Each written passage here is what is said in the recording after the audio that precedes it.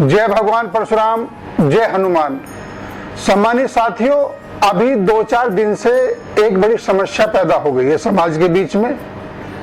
उसी की बात भी मैं करने के लिए आपके बीच उपस्थित हुआ हूं। मन तो मेरा नहीं कर रहा था कि मैं उस विषय पर बात करूं, लेकिन फिर भी समाज के बीच में रह करके उस समाज की बात न की जाए तो वो भी एक छोटी बात हो जाएगी।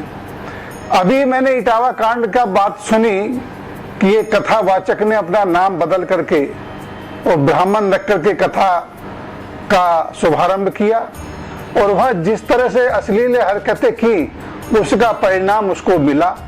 लेकिन कुछ राजनेता लोगों ने, कुछ समाज के लोगों ने उसको इतना बढ़ा चढ़ा करके बता दिया कि आज समाज को इतर बितर करने में लगे हुए हैं।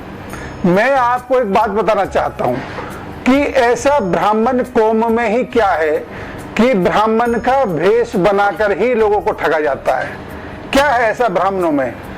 मैं पिछली बात भी आप लोगों को बता दूं कि जब रावण ने सीता का हरण किया था तो उसने भी ब्राह्मण का वेश धारण किया था। हनुमान जी को जब राम का भेद लेना हुआ तो उन्होंने भी ब्राह्मण का वेश धारण किया। काल नेमी को हनुमान जी को उनके मार्ग से भटकाना हुआ तो उसने वेश बनाया ब्राह्मण का।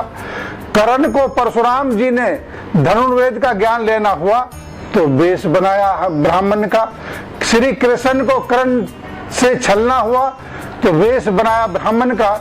श्री कृष्ण सहित भीमादि पांडवों को छल से जरासंध का वध करना हुआ तो वेश बनाया ब्राह्मण का।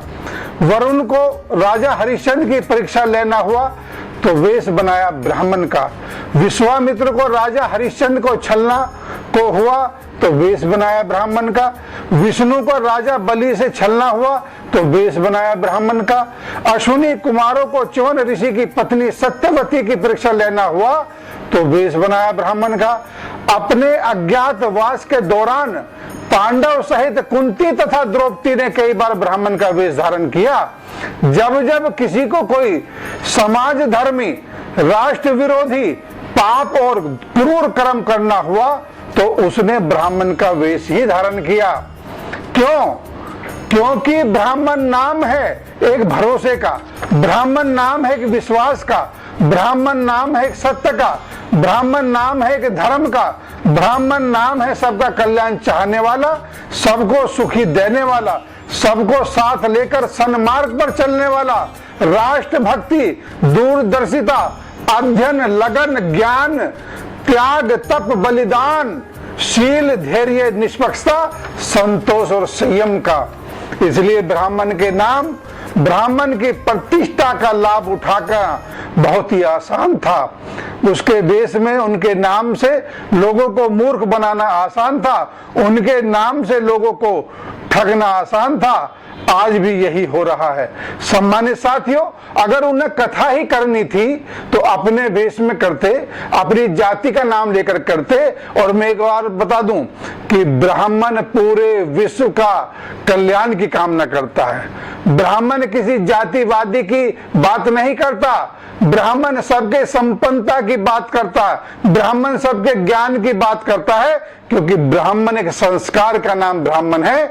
इसलिए आज मुझे कहना पड़ रहा है कि आज इन विद्रोहियों ने, इन ढोंगियों ने जो ब्राह्मण के नाम पर अनेक राजनीति कर रहे हैं, उनको छलने का काम कर रहे हैं, उसका दुष्परिणाम आपको मिलेगा, ये मैं कह रहा हूं। जब जब ब्राह्मण की आत्मा को सताने का प्रयास किया है, जिसने भी किया है, चाहे वो समाज ने किया, चाहे गैर समाज ने किया, चाहे शहर ने किया, चाहे गांव ने किया, चाहे देश ने किया, तब तक उसको उसका परिणाम झेलना पड़ा है। ब्राह्मण की दुआ और बद्दुआ कभी खाली नहीं जाती है। मेरे सम्मानित साथियों, ध्यान रखना। जय हनुमान, जय परशुराम।